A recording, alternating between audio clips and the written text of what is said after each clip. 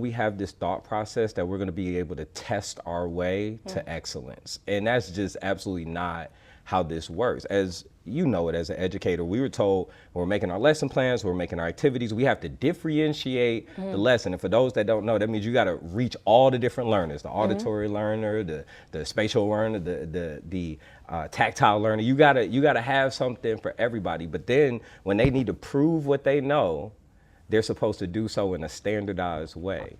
And so that in itself just doesn't align. To your point, our kids have so many different forms of excellence, so many different forms of genius, that they should be able to use any of those forms to evidence what they know, and that's not what testing does. We have seen in some districts, some places, a bigger focus on project-based learning, where students are more, pushed to actually do and create than just fill in bubbles.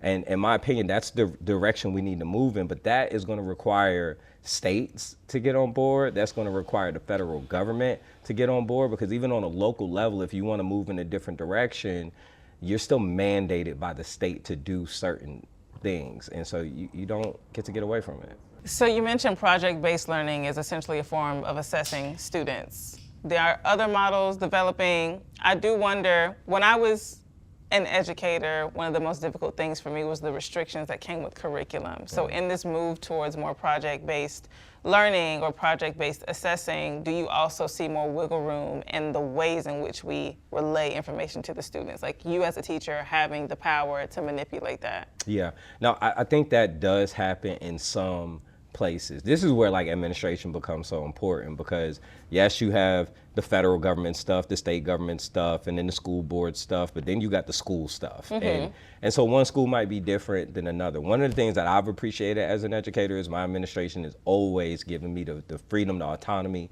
to just go out there and do. They've allowed me to stream my classroom live on Instagram. So I have kids who have transportation barriers. If you couldn't get to school, you're not gonna miss school because you could tap into Instagram and continue to watch the lesson. They've allowed me to, deviate and move into other resources and bring in other people and do things that are unconventional. And I think when you give teachers that type of autonomy, you'd be surprised of the amazing, innovative things that teachers would do. I mean, I remember when the pandemic first went down, and nobody could figure out what was going to be what. And within 2 weeks, teachers had to figure out how to completely move the entire field in a whole different way. You were there, you would know. I was there. Right. And Not so, for long, but I was there.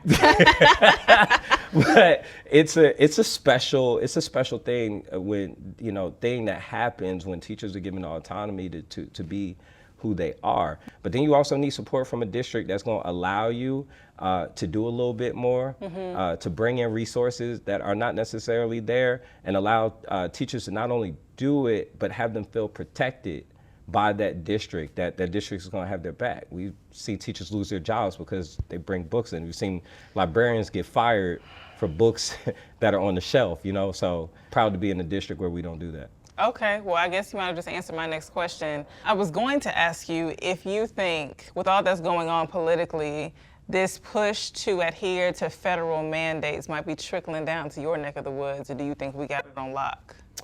I will say this, Atlanta is a safe place to be a good educator. That's nice. Yeah, and the reality is, you see the push in or the attempt of, the push in for some of these things come down the pipe. It really is, this is why local government is so important. And for those people who, when city council comes up, the mayor comes up, school board comes up, they get real kind of, the voter turnout is way lower than when it's a gubernatorial race or when it's a presidential race. It's a big, big difference. However, it's the people on the ground who are in the grocery store with you, at the gas station with you, whose kids are going to the same schools as yours. Those are the folks who are in charge of how the impact of those policies are felt on the ground where you live.